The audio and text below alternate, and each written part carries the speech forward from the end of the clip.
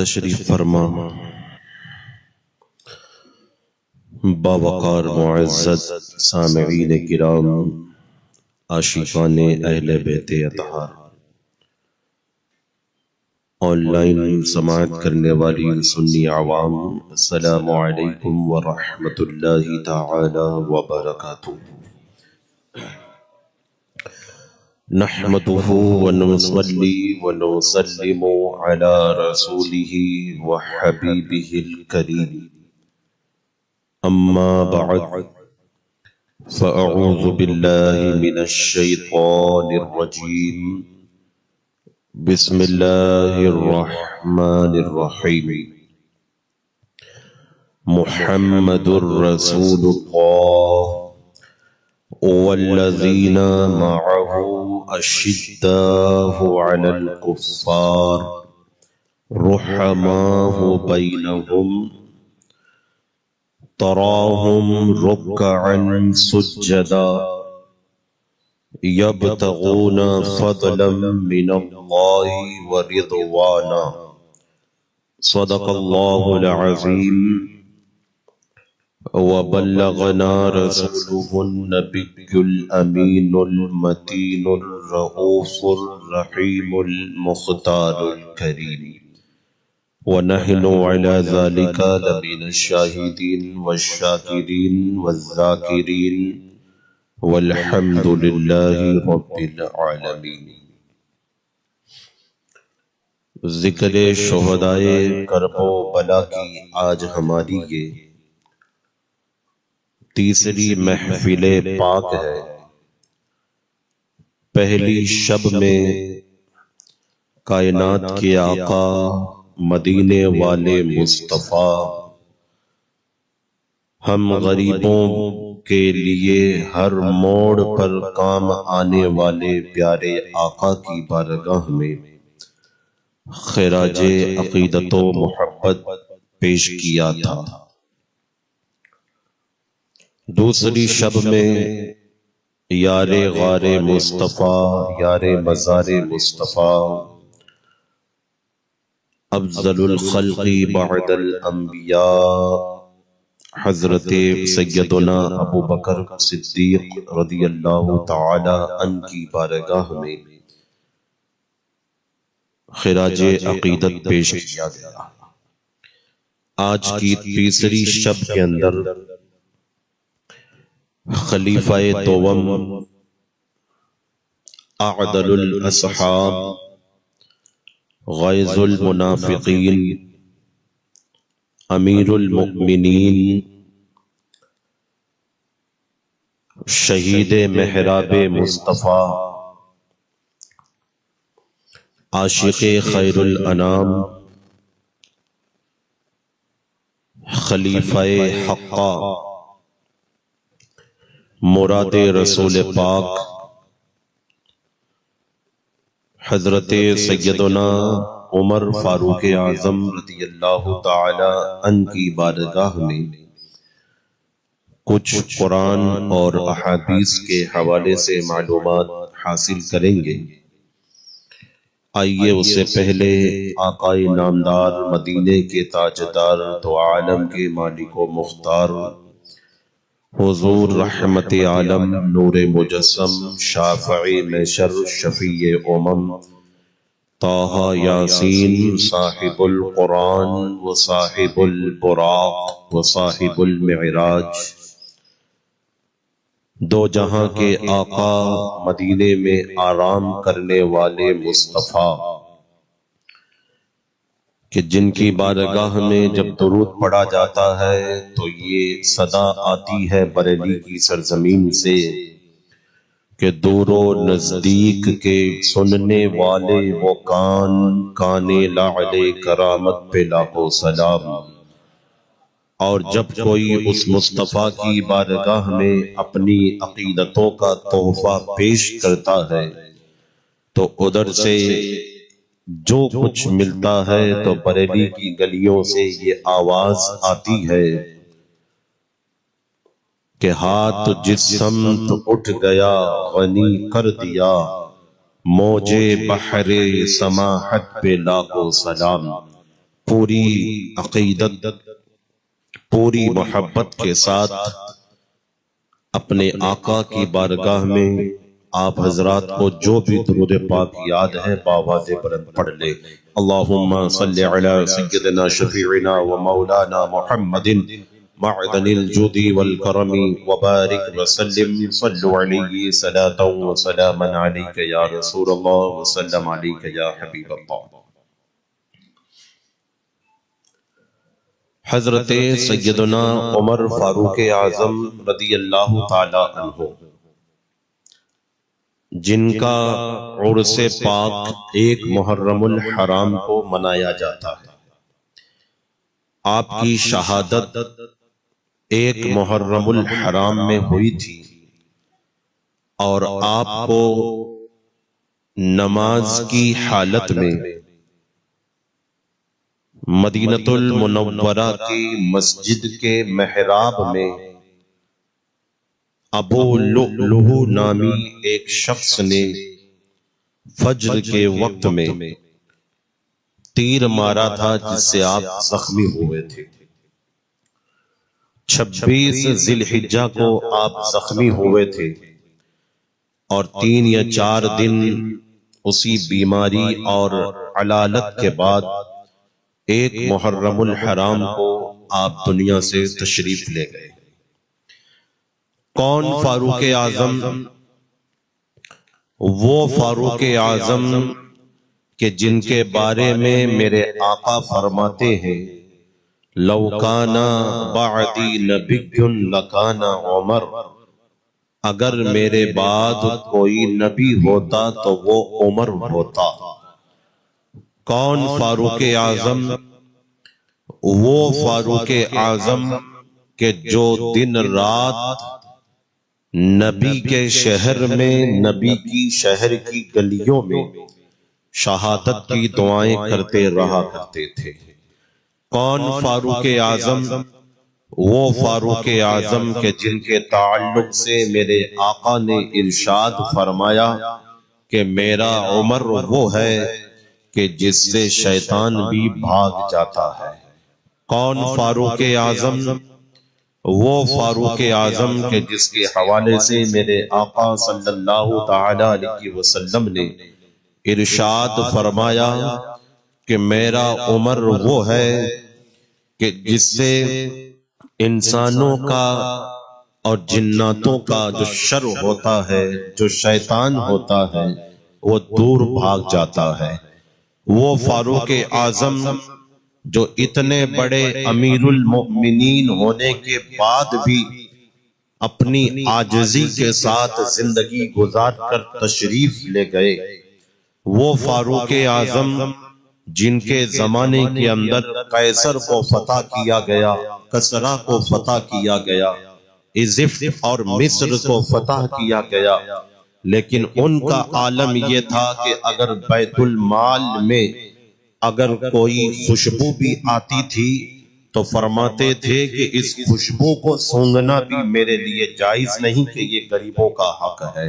کون فاروق اعظم کہ بیت المال کی تقسیم کے وقت میں اگر آپ کے شہزادے کو، بیٹے کو کسی نے 1 درہم دے دیا تو آپ نے منبر پہ کھڑے ہو کر اعلان فرمایا کہ یہ عمر کے بیٹے کا حق نہیں ہے، یہ تو مسلمان غریبوں کا حق ہے۔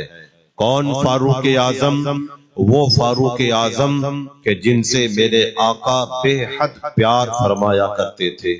کون فاروق اعظم؟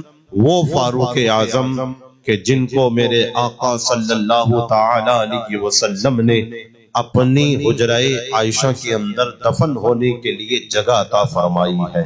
کون فاروق اعظم؟ وہ فاروق اعظم کہ جب وہ یاد الہی میں مشغول ہوتے تھے تو فرمایا جاتا ہے کہ رونے کی بنیاد پر آپ کی داڑھی آنسوؤں سے بھیگ جایا کرتی تھی۔ کون فاروق اعظم؟ وہ فاروق اعظم کہ تنکے کو ہاتھ میں لے کر روتے تھے اور رب کی بارگاہ میں یہ عرض کرتے تھے کہ اے مولا کاش کہ عمر نہ ہوتا، یہ تنکا ہو جاتا تاکہ عمر سے قیامت کے دن حساب و کتاب نہ لیا جاتا۔ کون فاروق اعظم؟ وہ فاروق اعظم جو امیر المومنین بھی تھے۔ کون فاروق اعظم؟ وہ فاروق اعظم جو خلیفۃ المسلمین بھی تھے۔ کون فاروق اعظم؟ وہ فاروق اعظم جو خلفائے راشدین میں سے ایک خلیفہ راشد بھی تھے۔ کون فاروق اعظم؟ وہ فاروق اعظم جو عشرہ مبشرہ کے 10 صحابہ کرام میں دوسرے صحابی رسول تھے۔ کون فاروق اعظم؟ وہ فاروق اعظم کہ جن کے چاہنے سے اللہ نے قرآن مجید کے اندر 21 آیتیں نازل فرمائی۔ کون فاروق اعظم؟ وہ فاروق اعظم جو منبر پہ کھڑے ہو کر یہ اعلان فرماتے ہیں لولا کا علی لہلک عمر، اگر علی نہ ہوتا تو عمر برباد ہو جاتا۔ کون فاروق اعظم؟ وہ فاروق اعظم جو خوبصورتی کا چاند تھے۔ کون فاروق اعظم؟ وہ فاروق اعظم جب وہ اپنوں سے ملتے تھے تو شبنم کی طرح گلاب کا پھول بن جایا کرتے تھے۔ کون فاروق اعظم؟ وہ فاروق اعظم جب وہ گستاخ رسول سے ملتے تھے تو غیظ المنافقین بن کر برق جبار بن جایا کرتے تھے۔ کون فاروق اعظم؟ وہ فاروق اعظم کہ جن کی تعریف میں اللہ نے یہ آیت کریمہ اتاری ہے کہ رحماء بینہم تراہم رکعا سجدا یبتغون فضلا من اللہ ورضوانا، یعنی یہ محمد الرسول اللہ صلی اللہ تعالی علیہ وسلم ہے، اللہ کے رسول ہے۔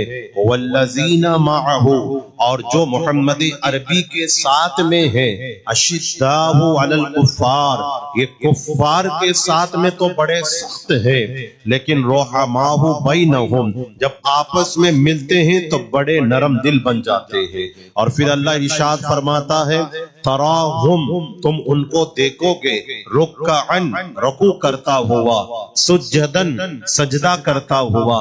اور وہ رکوع اور سجدہ کیوں کرتے ہیں تو اللہ ارشاد فرماتا ہے یبتغون فضلا من اللہ، وہ اللہ کا فضل تلاش کرتے ہیں، اللہ کا کرم تلاش کرتے ہیں، اللہ کا رحم تلاش کرتے ہیں، اللہ تبارک و تعالی کی رضا کو تلاش کرتے ہیں، اللہ تبارک و تعالی کو راضی کرنا چاہتے ہیں۔ وہ یہ قطعاً نہیں چاہتے کہ مجھ سے میرا خاندان راضی ہو جائے، وہ قطعاً یہ نہیں چاہتے کہ مجھ سے میرے بیٹے راضی ہو جائیں، وہ قطعاً یہ نہیں چاہتے کہ مجھ سے مکہ مدینے والے راضی ہو جائیں، بلکہ ان کا تو گیت ہی یہی تھا کہ اللہ راضی ہو جائے، کائنات جائے تو جائے، رسول اللہ راضی ہو جائے۔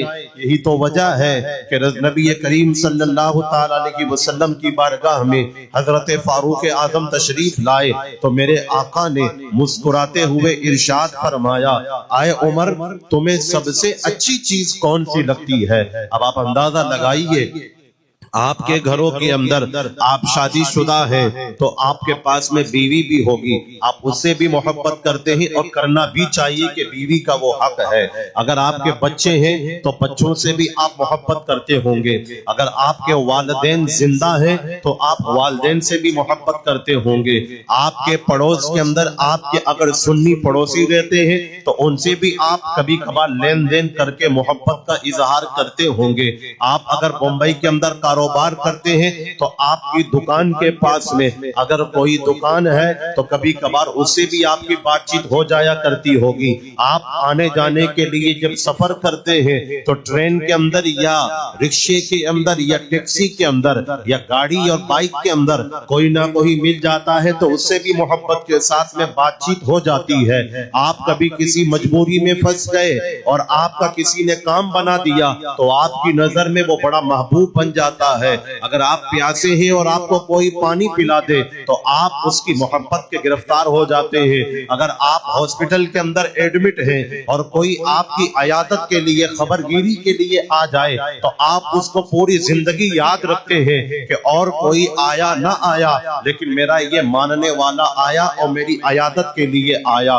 تو یہ محبت کے بہت سارے اصول ہوتے ہیں۔ اب فاروق اعظم کے سامنے بھی بہت سارے اصول تھے۔ آپ کی بیوی صاحبہ بھی تھی، آپ کے والد بھی تھے، آپ کی والدہ بھی تھی، آپ کے بیٹے حضرت عاصم بھی تھے، حضرت عبداللہ ابن عمر بھی تھے، حضرت ابوبکر صدیق بھی تھے، اور بھی بہت سارے لوگ تھے۔ لیکن جب میرے آقا نے ارشاد فرمایا اے عمر دنیا میں ایسی کون سی چیز ہے جس کو تم زیادہ پیار کرتے ہو، تو فاروق اعظم نے عرض کیا تھا فدا کا ابی و امی یا رسول اللہ، اے اللہ کے رسول میرے ماں باپ آپ پہ قربان ہو جائیں، مجھے کائنات کے اندر اپنی جان کے بعد میں سب سے زیادہ اگر کوئی پیارا لگتا ہے تو وہ آپ کی ذات پاک لگتی ہے۔ اب میرے آقا علیہ الصلوۃ والسلام نے جب یہ جملہ سنا تھا تو میرے آقا نے ارشاد فرمایا عمر تمہارا ایمان ابھی پورا نہیں ہوا ہے، عمر تمہارا ایمان ابھی کامل نہیں ہوا ہے۔ فاروق اعظم کے بارے میں آتا ہے کہ جب میرے آقا نے یہ ارشاد فرمایا تو عمر کی آنکھوں سے آنسو نکل آئے اور حضرت عمر زارو قطار رونے لگے اور روتے روتے عرض کرتے ہیں یا رسول اللہ پھر ایمان کے کامل ہونے کے لیے کون سی چیز کی ضرورت ہے؟ تو میرے آقا نے ارشاد فرمایا لا يؤمن احدكم حتى اكون احب اليه من والده وولده والناس اجمعين او كما قال النبي صلی اللہ علیہ وسلم۔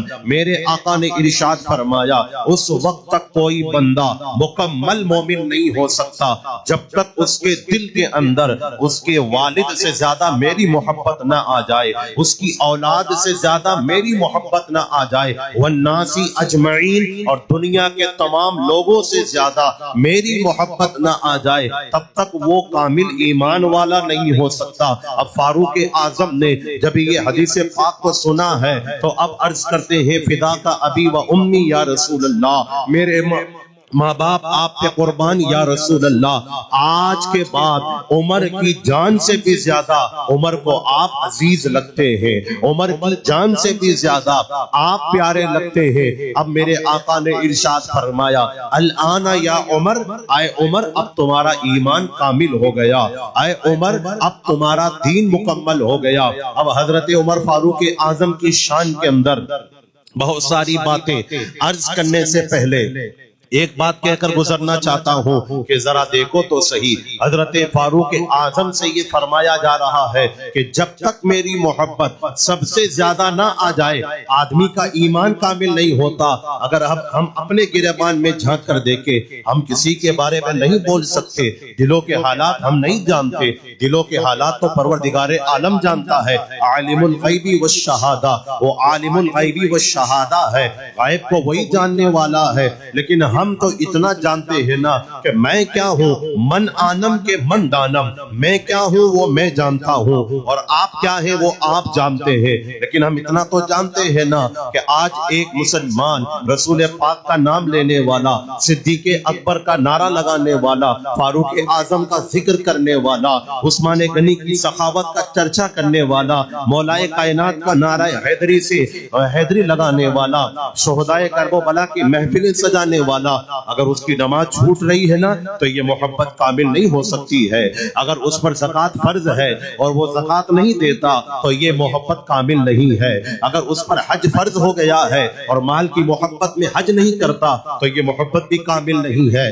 اگر اس کی وجہ سے اس کے کاروبار کا پارٹنر پریشان رہتا ہے تو یہ محبت کامل نہیں ہے۔ اگر اس کی وجہ سے اس کے گھر کے اندر جھگڑا چلتا ہے تو یہ محبت کامل نہیں ہے۔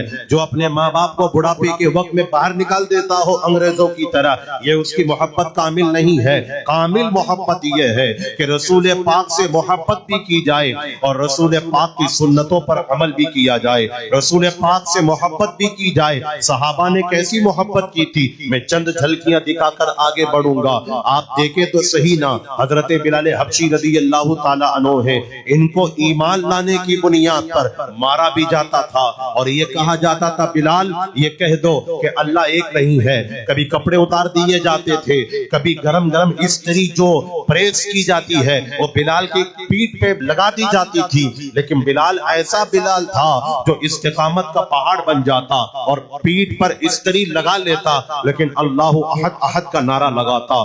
گھسیٹا جاتا مکے کی گلیوں میں, لیکن اللہ احد احد کا نعرہ لگاتا. تو اللہ نے ان پہ یہ آیت کریمہ نازل فرمائی, ان الذین قالوا ربنا اللہ ثم استقاموا تتنزل علیہم الملائکہ, بے شک وہ لوگ جنہوں نے کہا ربنا اللہ, ہمارا رب اللہ ہے, ثم استقاموا, اور پھر اس پر جم گئے, تو اللہ کی رحمتیں ان لوگوں پہ نازل ہوتی ہے.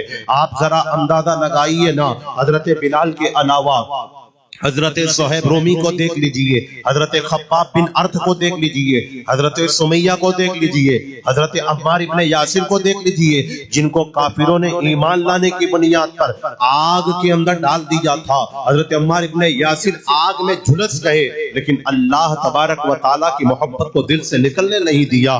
یہ وہ صحابہ کرام تھے جنہوں نے یہ پیغام دیا ہے کہ چڑھ جائے سر تیرا نیزے کی نوک پر تو ہرگز نہ کر ظالم کی اطاعت قبول. آج اگر تھوڑا سا پاور دکھا دیا جائے تو مسلمان یہ کہہ کر پیچھے ہٹ جاتا ہے کہ دنیا بڑی ترقی کر جائی ہے, دنیا بڑی ترقی پہ چلی گئی ہے, اب ہم کچھ نہیں کر پائیں گے. نہیں پیارے, سب سے بڑی ترقی یہ ہے کہ شاعر نے کہا تھا, پلٹ جا اے مسلمان پلٹ جا, تو پیچھے کو پلٹ جا.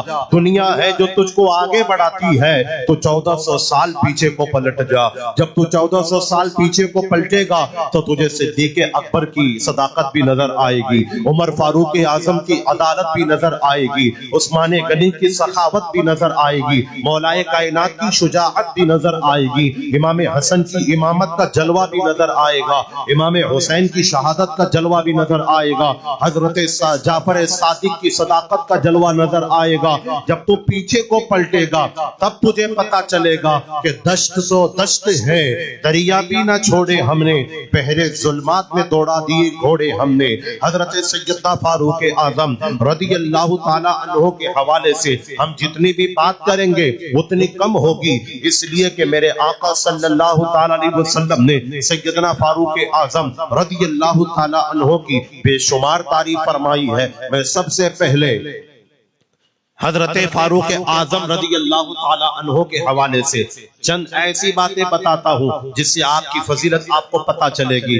حضرت ہر آدمی چاہے صدیق اکبر ہو یا کوئی اور صحابی ہو, کچھ ایسی باتیں ہوتی ہیں جس کو لقب کہا جاتا ہے. مثال کے طور پر اعلیٰ حضرت رضی اللہ تعالیٰ عنہ, آپ کا نام احمد رضا تھا, لیکن اعلیٰ حضرت آپ کا لقب تھا, یعنی اپنے زمانے کے علماء کے اعلیٰ حضرت تھے آپ, اپنے زمانے کے بعد والے علماء کرام کے. اسی طرح حضور مخدوم پاک کا نام تھا اشرف جہانگیر, لیکن آپ کا لقب تھا تارک سلطنت, کہ آپ نے 24 سال کی عمر میں سلطنت کو لات مار دی تھی تو آپ کا لقب ہو گیا تھا. ہمارے ناگور شریف کے اندر شہنشاہ ناگور حضرت صوفی حمید الدین ناگوری ہے, انہوں نے صوفیت کا لبادہ اوڑھ لیا تو آپ کو صوفی صاحب کہا جانے لگا. تو ہر ایک کا ایک لقب ہوتا ہے. فاروق اعظم کے جب القاب کو ہم دیکھیں گے تو پتا چلے گا. میں 5 لقب فاروق اعظم کے آپ کے سامنے پیش کرتا ہوں جس سے آپ کو پتا چلے گا کہ فاروق اعظم کی شان کیا ہے.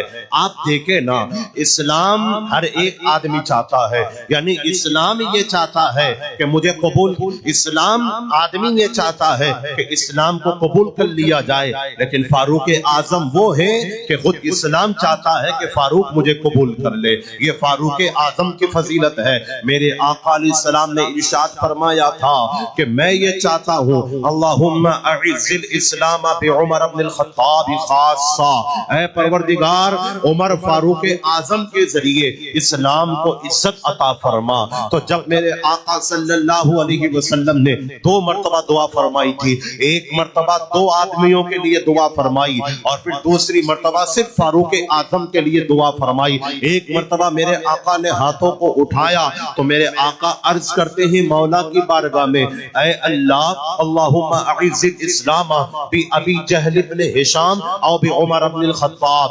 ابو جہل ابن ہشام کے ذریعے اسلام کو عزت عطا فرما, یا عمر فاروق اعظم کے ذریعے. اور پھر میرے آقا نے عمر فاروق اعظم کے لیے خاص فرما دیا کہ خاص کر فاروق اعظم کو ایمان کی دولت عطا فرما تاکہ اسلام کو شان مل جائے, اسلام کو عزت مل جائے. اب میں کہنا چاہتا ہوں, ہم تو یہی سمجھتے ہیں نا کہ ہم مسلمان ہیں تو ہماری کوئی عزت نہیں ہے. ہاں, ہماری جو عزت ہے نا وہ ہمارے ایمان کی بنیاد پر ہے, ہماری جو عزت ہے نا وہ ہمارے اسلام کی بنیاد پر ہے. اور اللہ نے قرآن مجید میں یہی تو ارشاد فرمایا ہے, وَلِلَّهِ الْعِزَّةُ وَلِرَسُولِهِ وَلِلْمُؤْمِنِينَ وَلَكِنَّ الْمُنَافِقِينَ لَا يَعْلَمُونَ. عزت اللہ رب العزت کے لیے ہے, عزت رسول رب العالمین کے لیے ہے, عزت مومنین کے لیے ہے, لیکن منافق اس بات کو سمجھ نہیں پاتا ہے.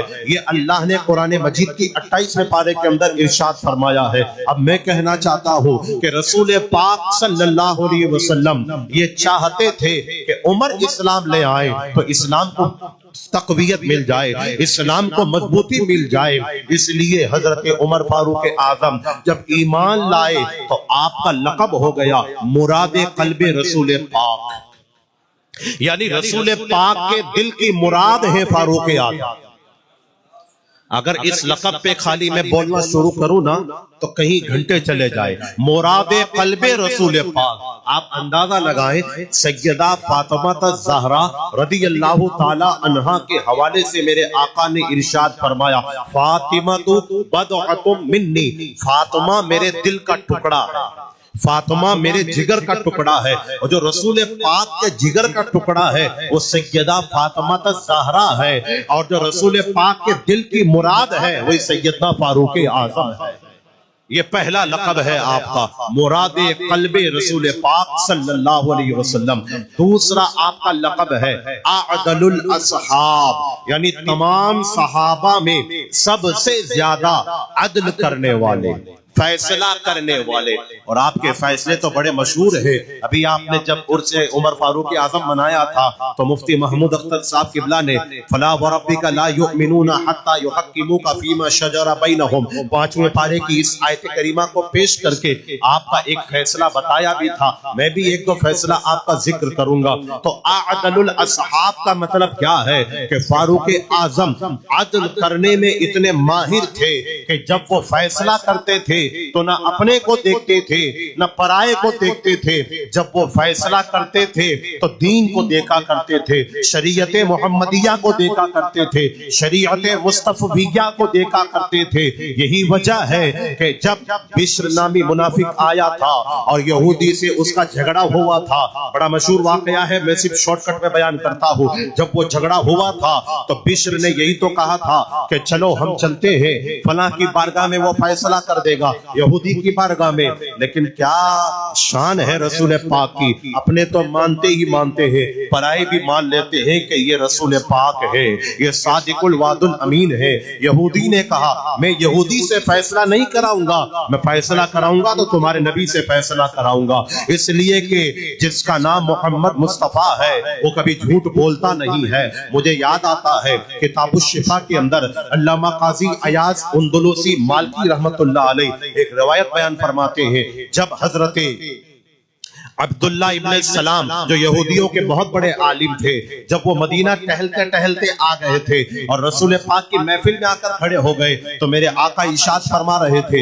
افشوا السلام واطعموا الطعام وصلوا باللیل والناس نیام. میرے آقا صحابہ کرام کے درمیان تقریر فرما رہے تھے اور 3 جملے میرے آقا نے ارشاد فرمائے تھے, افشوا السلام, سلام کو پھیلاؤ, سلام کو عام کرو. اور دوسرا جملہ میرے آقا کا, अतइमुत ताआमा, जो भूखे हैं उनको खाना खिलाओ, जो यतीम हैं उनको खाना खिलाओ, जो गरीब हैं उनको खाना खिलाओ। और तीसरा जुमला मेरे आका का, वन्नासु नियामुन वसिलु बिल अरहाम, लोगों के साथ में नरमी करो और लोग नमाज की पाबंदी करो, इबादत करो जब लोग रातों में सो जाएं। ये तीन जुमले हजरत अब्दुल्ला इब्न सलाम ने सुने थे, अभी वो कलमा नहीं पढ़े थे, मेरे आका की बारगाह में आए और मेरे आका की बारगाह में आने के बाद में उठाकर नजर मेरे आका को देखने लगे। जब जमाले जहाने आरा की जियारत हुई है तो हजरत अब्दुल्ला इब्न सलाम ने देखा तो क्या था, ना वो वाईफाई का जमाना था, ना वो इंटरनेट का जमाना था, ना वो सैटेलाइट का जमाना था, ना वो टेक्निकल टेक्नोलॉजी का जमाना था, लेकिन पता नहीं मेरे आका के चेहरे ने ऐसा क्या पिला दिया कि बगैर किसी आज के हजरत अब्दुल्ला इब्न सलाम के दिल में एक ऐसी ईमान की चिंगारी फूटी कि रसूल पाक का चेहरा देखा और रसूल पाक का चेहरा देखते ही कहने लगे, मैं गवाही देता हूँ कि ये चेहरा किसी झूठे का नहीं हो सकता, बल्कि ये चेहरा तो मुझे सच्चों का नजर आता है। हजरत अब्दुल्ला इब्न सलाम रज़ी अल्लाह ताला अन्हो जब ईमान लाए तो वहीं से ये पता चल गया कि जो मेरे आका का चेहरा देख लेता है अल्लाह ईमान की दौलत अता फरमाता है। यहूदी ने कहा, मैं यहूदी के पास में नहीं जाऊंगा, बड़ा झूठ बोलता है, हालांकि अकल में बात आती नहीं है। यहूदी यहूदी की तारीफ करता है, यहूदी मुसलमान की तारीफ नहीं करता है, लेकिन ये तारीफ ही ऐसी तारीफ है प्यारे कि हजारों जिब्राइल उलझे हुए हैं गर्दिश मंजिल में, न जाने किस कदर ऊंचा है काशाना मोहम्मद का। तभी तो बरेली की गलियों से हमको ये आवाज की गई है कि सबसे आला व आला हमारा नबी, सबसे बाला व बाला हमारा नबी। क्या खबर कितने तारे खिले छुप गए पर न डूबे न डूबा हमारा नबी। और खल्क से औलिया, औलिया से रसूल और रसूलों से आला हमारा नबी। अरे कर्न बदली रसूलों की होती रही, चांद बदली का निकला हमारा नबी। सारे अच्छों में अच्छा समझिए जिसे, है उस अच्छे से अच्छा हमारा नबी। सारे ऊंचों में ऊंचा समझिए जिसे, है उस ऊंचे से ऊंचा हमारा नबी। और गमज़दों को रज़ा मुझदा दीजिए के है बेकसों का सहारा हमारा नबी। बरेली की गलियों से ये आवाज क्यों आई थी मालूम है? ये आवाज इसलिए आई थी कि हम जब तारीफ करते हैं तो हम सुनकर रसूल पाक की तारीफ करते हैं, और जब आला हजरत ने तारीफ की थी तो ख्वाब में चेहरा देखकर तारीफ फरमाई थी। जब सहाबा ने रसूल पाक की तारीफ की थी तो देख देख कर तारीफ फरमाते थे। यहूदी ने कहा, यहूदी बड़ा झूठा है, मैं उसके पास में नहीं जाऊंगा, हाँ मैं मोहम्मद मुस्तफा की बारगाह में जाऊंगा, मेरे आका ने फैसला कर दिया। लेकिन फिर वो कहते हैं ना कि दिल में जब मुनाफिकत होती है ना वो इधर का रहता है ना वो इधर का रहता है। अब वो फारूक आजम की बारगाह में गए और फारूक आजम की बारगाह में जाने के बाद में जब फैसले का वक्त आया तो फिर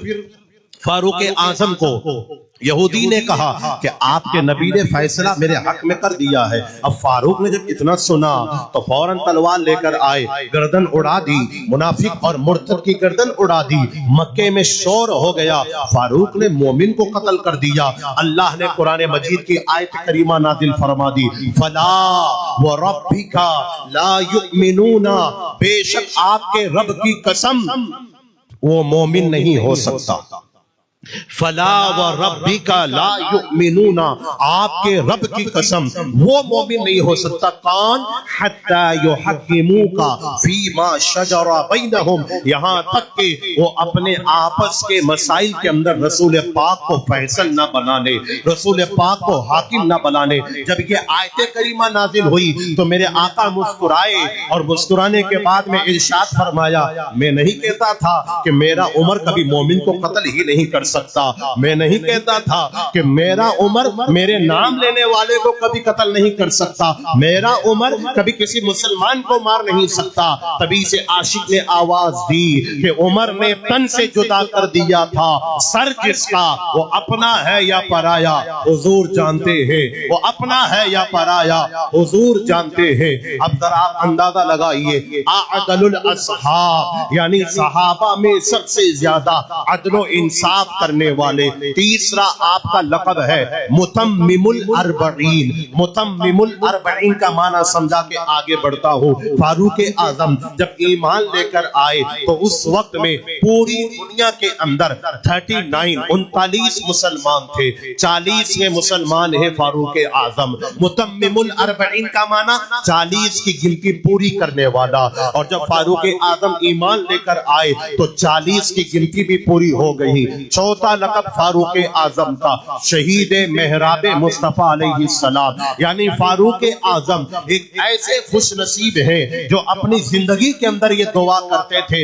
اے مولا مجھے مدینے کے اندر شہادت کی موت عطا فرما, مدینے کے اندر شہادت کی موت عطا فرما. اور اللہ نے ایسی شہادت عطا فرمائی کہ وقت ہے فجر کی نماز کا, مسجد ہے مسجد نبوی شریف, مصلی ہے مصلی مصطفیٰ, اور مدینہ شریف کی اس بلند و بالا جگہ پر ابو لؤلؤ نامی نے جب خنجر مارا ہے تو 3 دن کے بعد 1 محرم الحرام کو آپ کی شہادت ہوئی. آپ کی دعا بھی قبول ہو گئی اور اللہ نے شہادت کا مقام بھی عطا فرما دیا ہے. تو یہ فاروق اعظم رضی اللہ تعالی عنہ کی شان ہے. میں یہ عرض کر رہا تھا کہ فاروق اعظم رضی اللہ تعالی عنہ نے اپنی موافقت کی بنیاد پر اللہ نے 21 آیت کریمہ نازل فرمائی.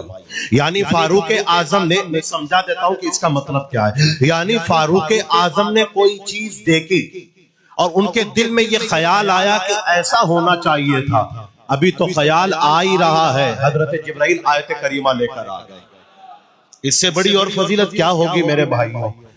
5-6 آیتیں میں پیش کرتا ہوں, 21 تو ٹائم نہیں اتنا کہ سب بیان کر سکوں.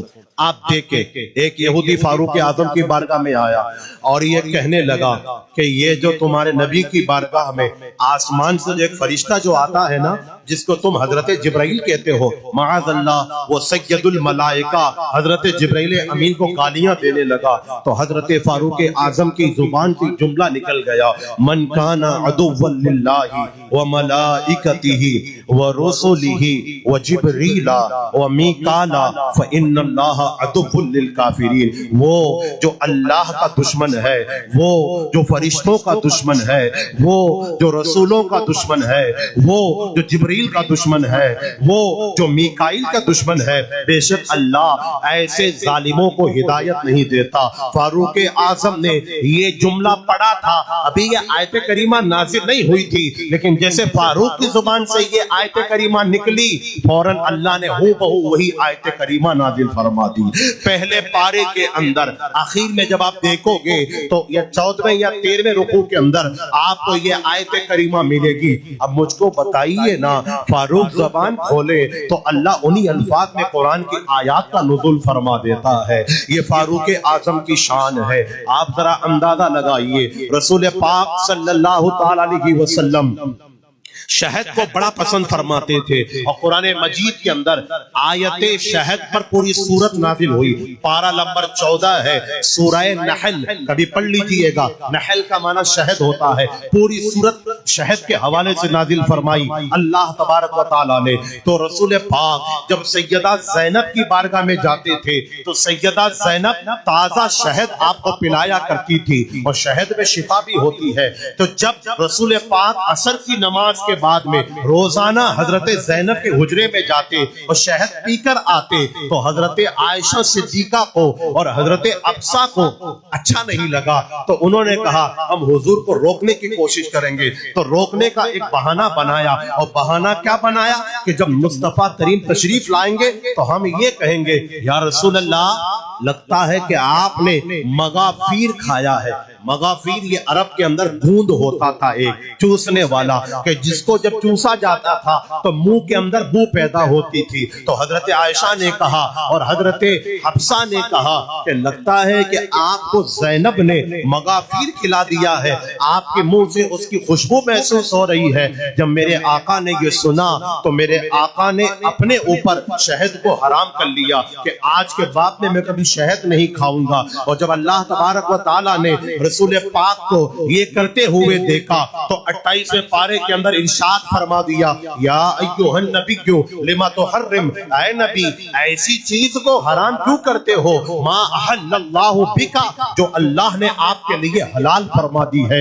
यानी शहद हराम नहीं है बल्कि हलाल है। जब हजरत फारूक आजम को पता चला कि अबू बकर सिद्दीक की बेटी ने यानी सैयदा आयशा ने रसूल को तकलीफ पहुंचा दी और मेरी बेटी ने यानी हफ्सा ने रसूल पाक की बारगाह में आकर ऐसी गुफ्तगू कर दी है कि मेरे आका का दिल बेजार हो गया, वो नाराज हो गए, शहद को हराम कर लिया। तो फारूक आजम ने जुमला पढ़ा, असा रब्बुहु इन तल्लक़कुन्ना अज़वाजम खैरम मिनकुन्ना, और उसके बाद में पूरी आयत करीमा कि ऐ आयशा, ऐ मेरी बेटी हफ्सा, तुमने क्या कर दिया, तुम नहीं जानती, असा रब्बुहु इन तल्लक़कुन्ना, अगर रसूल ने तुमको तलाक दे दी ना तो अल्लाह तुमसे बेहतर मेरे आका को बीवियां अता फरमा देगा। जब फारूक आजम ने ये जुमला पढ़ा, इधर तो फारूक के जुमला पढ़ रहे थे और उधर अल्लाह ने हू बहू वही आयत करीमा नाजिल फरमा दी, असा रब्बुहु इन तल्लक़कुन्ना अज़वाजम खैरम मिनकुन्ना,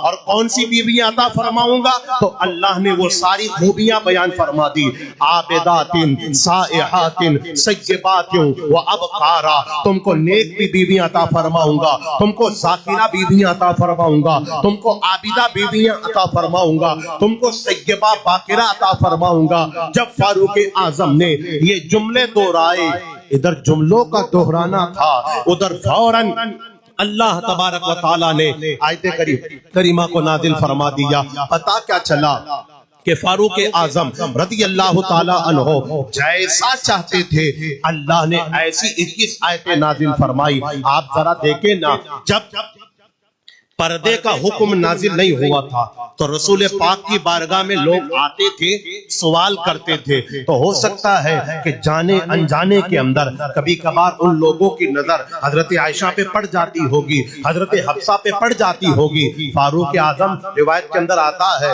कि फारूक आजम एक मर्तबा तशरीफ लाए हुजूर के घर के अंदर, हजरत आयशा और मेरे आका सल्लल्लाहु अलैहि वसल्लम दस्तरखान पे खाना तनावुल फरमाते हैं। मेरे आका ने फरमाया, उमर आओ हमारे साथ में बैठ कर खाओ। तो हजरत उमर फरमाते हैं कि मैंने जब लुकमे के बनाने के लिए प्लेट के अंदर हाथ दाखिल किया तो हजरत आयशा की उंगली है वो मेरी उंगली से लग गई, और जैसे ही मेरी उंगली से लग गई तो मेरे दिल में ये ख्याल आया, ऐ काश पर्दे वाली आयत आ जाती तो मैं इनसे दूर हो जाता।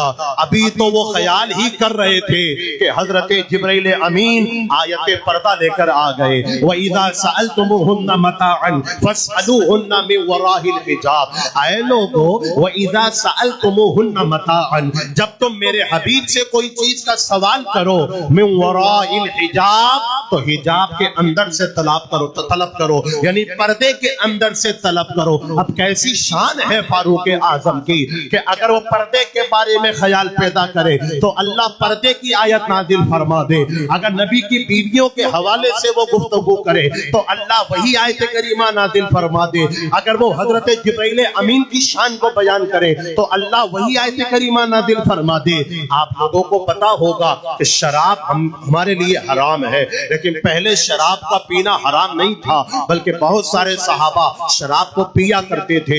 लेकिन जब हजरत अब्दुर्रहमान बिन औफ रज़ियल्लाहु ताला अन्हो के घर के अंदर जब एक मर्तबा दावत हुई, सहाबा ने कुछ लोगों ने शराब पी ली, मगरिब की नमाज का वक्त हो गया तो नमाज पढ़ाने के लिए एक सहाबी को मुसल्ले पे खड़ा किया गया, तो उन्होंने कुल या अय्युहल काफिरून ला अअबुदु मा तअबुदून वला अंतुम आबिदून मा अअबुद वला अना आबिदुम मा अबदतुम वला अंतुम आबिदून मा अअबुद लकुम दीनुकुम वलिय दीन। ये सूरत पढ़ी तो इसमें जितने भी ला अअबुद के अंदर ला था उसे छोड़ दिया, मा तअबुदून में मा था उसे छोड़ दिया, और जब उन्होंने छोड़ दिया तो हमेशा ये याद रखिएगा, जब ला हटा दिया जाएगा तो माना गलत हो जाएगा, जब मा हटा दिया जाएगा तो माना गलत हो जाएगा। एक एग्जांपल के तौर पे समझा के आगे बढ़ता हूं। जैसे मैंने कहा, अल्लाह फरमाता है ला अअबुदु मा तअबुदून, महबूब काफिरों से कह दो ला अअबुदु, मैं उसकी عبادت نہیں کرتا، ما تعبدون جس کی تم پوجا کرتے ہو، یہ آیت کریمہ کا مطلب ہے۔ اب اگر میں لا ہٹا دوں تو مطلب کیا ہوگا؟ میں اسی کی عبادت کرتا ہوں جس کی تم عبادت کرتے ہو۔ معنی پورا کا پورا بدل گیا، بدلا کہ نہیں بدلا؟ آپ نماز پڑھتے ہیں تو میں آپ کو ایک پیغام دے کے، اور چھوٹا سا میں آدمی ہوں لیکن چھوٹا آدمی بڑوں کو ایک پیغام دے کے جاتا ہے، اپنی نماز پڑھو تو اپنی نماز کے اندر وہی صورتیں پڑھو جو تم کو صحیح معنوں میں یاد ہے۔ میں اکثر دیکھتا ہوں، اپنی مسجد کے اندر بھی دیکھتا ہوں، یا جہاں جہاں مجھے جانے کا موقع ملتا ہے تو میں دیکھتا ہوں کہ لوگ ایسی غلطیاں کر جاتے ہیں کہ ان کی نماز ہی نہیں ہوتی۔ مثال کے طور پر میں ایک جملہ دیتا ہوں، آپ یہ آیت تو پڑھتے ہی ہوں گے نا، الحمدللہ رب العالمین، اس کے بغیر تو نماز ہوتی ہی نہیں ہے نا، یہ تو واجب ہے نا۔ الحمدللہ رب العالمین کا مطلب کیا ہے؟ تمام تعریفیں اللہ کے لیے جو سارے جہان کو پالنے والا ہے، یہی معنی ہے نا الحمد۔ تو الحمد کے اندر جو بڑا ہا ہے، الحمد، حمد کا معنی تعریف کرنا، لیکن اگر کسی نے بڑا ہا نہیں نکالا، الحمد ہا پڑھ دیا، اب معنی سنیے کیا معنی ہوتا ہے۔ الحمد اگر کسی نے پڑھ دیا تو اب معنی ہو جائے گا تمام تعریفیں اس اللہ کے لیے جو سب سے بڑا ڈر بھوک ہے۔ اتنا معنی بدل گیا۔ الحمد کے اندر تعریف کا معنی پایا جاتا ہے، اور اگر ہا کی جگہ ہا پڑھ دیا تو ڈر بھوک کا معنی پیدا ہو گیا، بزدل کا معنی پیدا ہو گیا۔ بتاؤ اگر کوئی ایسی نماز پڑھے گا تو اس کی نماز قبول ہوگی؟ کبھی بھی قبول نہیں ہوگی۔ ایک مثال اور دے دیتا ہوں، آپ پڑھتے ہو نا بسم اللہ الرحمن الرحیم، قل هو اللہ احد، اے مصطفیٰ آپ کہہ دیجئے کہ اللہ ایک ہے، یہی تو پڑھتے ہیں نا۔ اب اگر آپ نے بڑا قاف نہیں پڑھا، بڑے قاف سے جب قل پڑھو گے تو اس کا معنی ہوتا ہے اے مصطفیٰ آپ فرما دیجئے، آپ کہہ دیجئے کہ اللہ ایک ہے۔ لیکن اگر آپ نے بڑا قاف نہیں پڑھا اور آپ نے کہا کل کل کل، چھوٹا کاف پڑھ دیا، تو چھوٹے کاف کا مطلب معلوم ہے کیا ہو جائے گا؟ اب آیت کریمہ کا مطلب یہ ہو جائے گا اے مصطفیٰ آپ کھا لیجئے، آپ کھا لیجئے، یعنی کل کا معنی فرما دیجئے اور کل کا معنی کھا لیجئے۔ معنی بدلا کہ نہیں بدلا؟ اس طرح کی بہت ساری مثالیں قرآن مجید میں موجود ہیں۔ تو حضرت عبد الرحمن بن عوف نے یہ آیت کریمہ پڑھی، لا ہٹا دیا، ما ہٹا دیا، تو اللہ نے قرآن مجید میں آیت کریمہ نازل فرمائی، یا ایھا الذین آمنوا لا تقربوا الصلاۃ وانتم سکارا، اے ایمان والو نماز کے قریب بچ جاؤ اس حالت میں جب تم نشے کے اندر ہو۔ اب نماز کے وقت میں شراب پینے کو حرام کر دیا گیا، لیکن پوری حرام نہیں ہوئی۔ پھر جب صحابہ کرام کی عادت کم کم ہونے لگی، لوگ کم کم شراب پینے لگے، اب اللہ نے 7ویں پارے کے اندر ارشاد فرمایا، یسألونک عن الخمر والمیسر قل فیہما اثم کبیر، اے محبوب یہ آپ سے شراب کے بارے میں پوچھتے ہیں، یہ آپ سے جوئے کے بارے میں پوچھتے ہیں، تو آپ فرما دیجئے یہ گندگی بھی ہے اور یہ حرام بھی ہے۔ اب سیدنا فاروق اعظم رضی اللہ تعالیٰ عنہ دل میں یہ خیال آیا، اے کاش جو لوگ شراب پیتے ہیں اگر شراب بند کر دیتے تو کتنا اچھا ہوتا۔ ابھی فاروق اعظم رضی اللہ تعالیٰ عنہ یہ خیال پیدا ہی کر رہے تھے کہ اللہ تبارک و تعالیٰ نے قرآن مجید میں شراب کی حرمت کی آیت کو نازل فرما دیا۔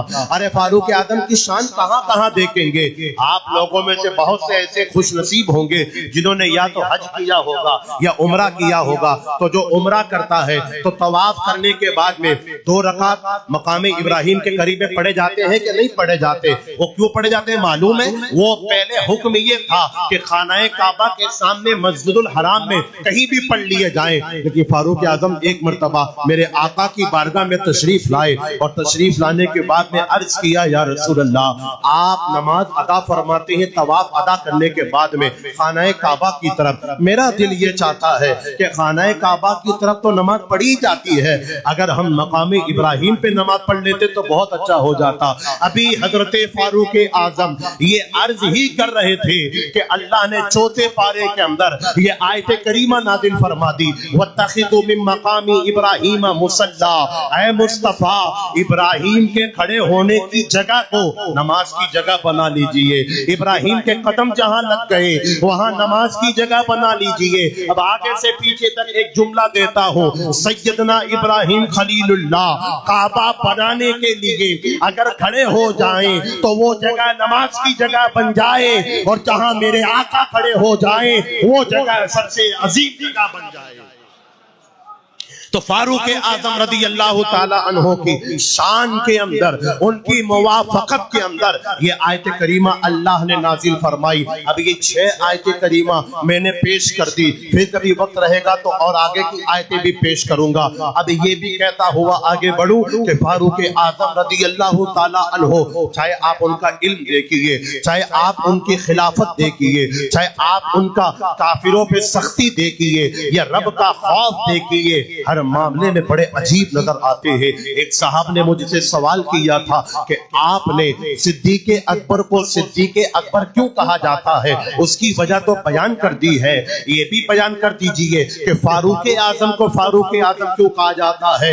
तो हमारे दीन की किताबों के अंदर किसी चीज की कमी नहीं है, हर चीज मौजूद है। जब 40वें मुसलमान फारूक आजम बने, मेरे आका की बारगाह में तशरीफ लाए, एक बड़े मजे की बात मैं आपको बताता हूँ।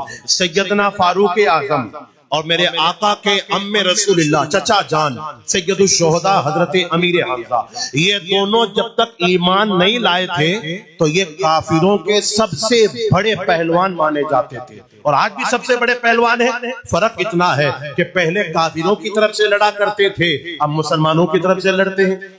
3 दिन पहले हजरत हमजा ईमान लाए और 3 दिन के बाद फारूक आजम ईमान लाए। जब फारूक आजम ईमान लाए तो मेरे आका दारे अरकम में अर्ज किया, या रसूलल्लाह क्या हम हक पर हैं? मेरे आका ने इरशाद फरमाया, उमर कोई शक है? बेशक हम हक पर हैं। हजरत उमर अर्ज करते हैं, या रसूलल्लाह जब हम हक पर हैं तो ये तो लातो उज्जा बुतों की पूजा करते खुलेआम, और हम अपने माबूदे हकीकी को छुप छुप कर याद करते, खुलेआम याद करेंगे।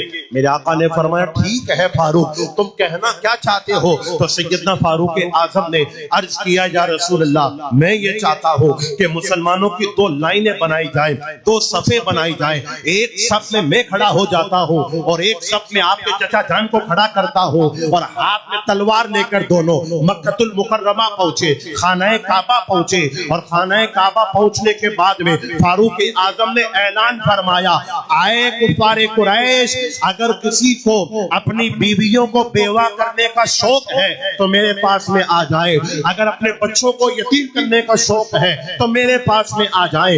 अबू जहल भी डर गया, अबू लहब भी डर गया, सरदाराने कुरैश भी डर गए, मुनाफिकीन मक्का डर गए। पहली मर्तबा खानाए काबा के अंदर बिल्कुलिया इबादत खुले छत के नीचे की गई, और जब खुले छत के नीचे पहली मर्तबा वो इबादत हुई और मेरे आका ने देखा तो मेरे आका फारूक को देखकर इरशाद फरमाते हैं, आए उमर अंता फारिकुन बैनल हक्की वल बातिल, आप तो अपनों और परायों में फर्क पैदा करने वाले हो, तभी से आपका लक़ब फारूक आजम पड़ गया।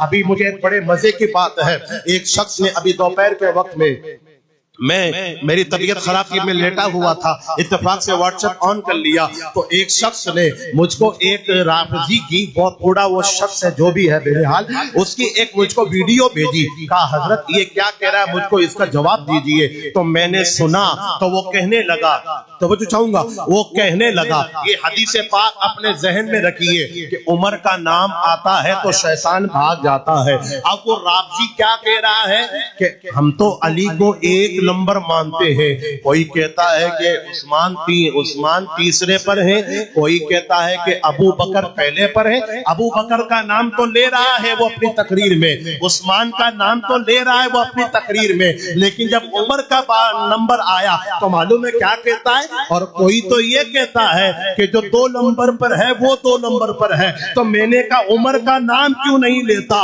इसलिए नाम नहीं लेता कि मेरे आका ने पहले ही कह दिया है कि उमर का नाम शैतान कभी नहीं ले सकता, बल्कि जब तो उमर का नाम आता है तो शैतान भागता हुआ नजर आता है।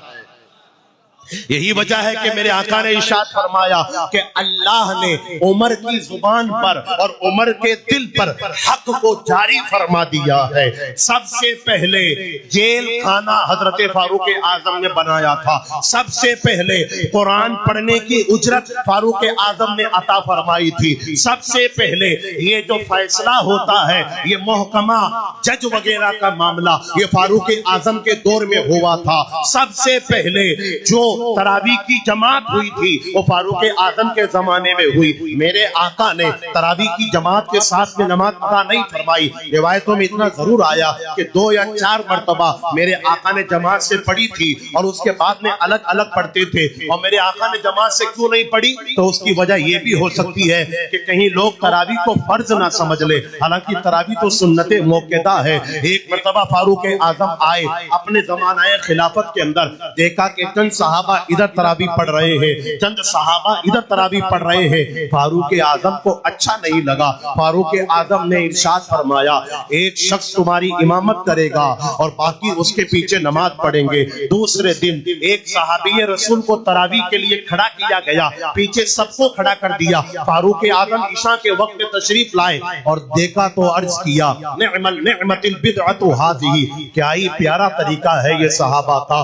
سب سے پہلے تراویح کی جماعت فاروق اعظم کے زمانے میں ہوئی، اور ذکر للذاکرین فی شرح تنبیہ الغافلین کے اندر علامہ نے ایک روایت بھی بیان فرمائی۔ وہ فرماتے ہیں کہ فرشتوں نے عرش اعظم کے چاروں طرف اپنی عبادت کے لیے ایک مقام بنایا ہے، فرشتے پوری سال وہیں پہ عبادت کرتے ہیں، لیکن جب رمضان کا مہینہ آتا ہے تو فرشتے عرش اعظم سے عرش سے اتر کر مسجدوں میں آتے ہیں اور مسلمانوں کے ساتھ میں اللہ کی عبادت کرتے ہیں۔ تو فاروق اعظم نے ارشاد فرمایا کہ جب فرشتے رمضان کے اندر آ کر اس طرح عبادت کرتے ہیں تو ہم کو تو زیادہ حق بنتا ہے کہ ہم بھی جماعت کے ساتھ میں نماز ادا کریں۔ سب سے پہلے مسجدوں کے اندر لائٹ کا اہتمام فاروق اعظم نے فرمایا تھا۔ یہی وجہ ہے کہ مولائے کائنات، خیبر شکن، فاتح خیبر، داماد پیمبر، شوہر نامدار فاطمہ الزہرا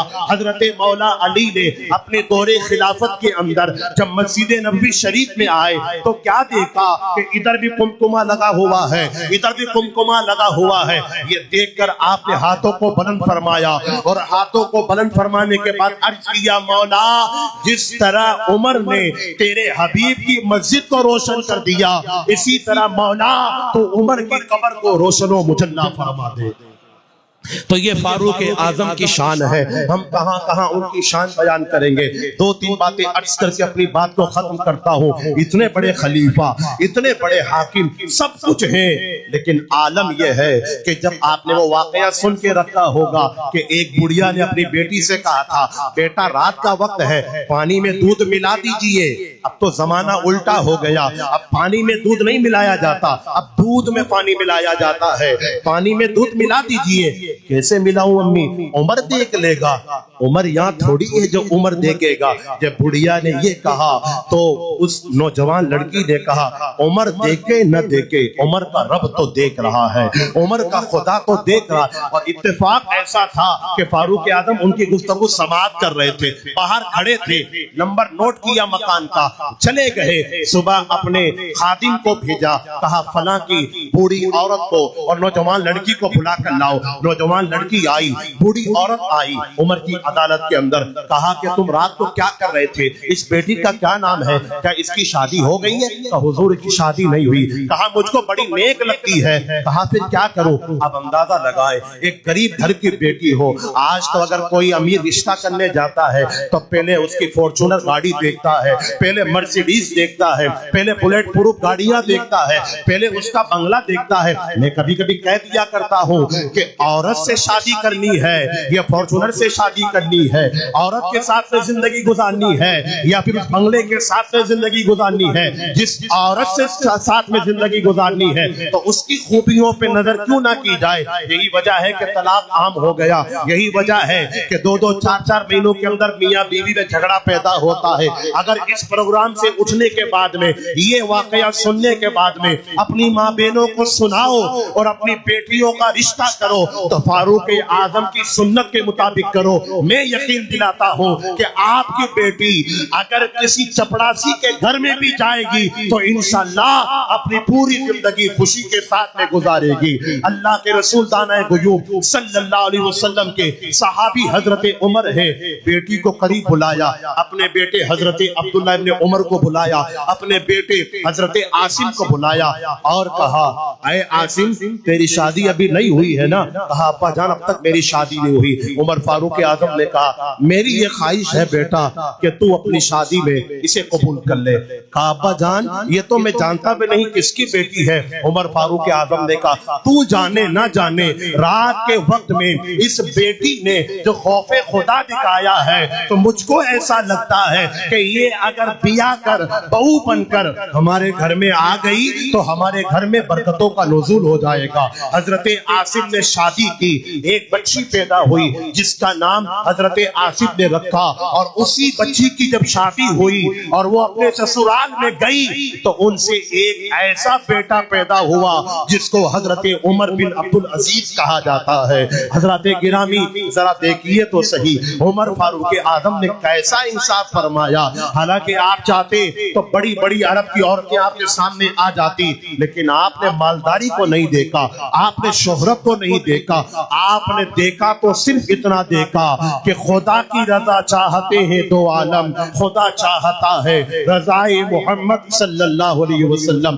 تو ایسے فاروق اعظم کے بارے میں ہم سنیوں کا یہ عقیدہ ہے کہ وہ سنی بھی ہے، صحابی بھی ہے، عاشق بھی ہے، محب بھی ہے، رسول کے یار بھی ہے، اور رسول کے قدموں میں آرام بھی فرماتے ہیں، اور ساتھ ہی ساتھ وہ دوسرے خلیفہ بھی ہے، اور ایسے خلیفہ ہیں کہ اللہ کے رسول دانائے غیوب صلی اللہ تعالی علیہ وسلم جب ان کا انتقال ہوا فاروق اعظم کا تو آپ نے سیدہ عائشہ کی بارگاہ میں عرض کیا کہ ہماری یہ وصیت ہے کہ ہم کو ابو بکر کے قدموں میں دفنا دیا جائے۔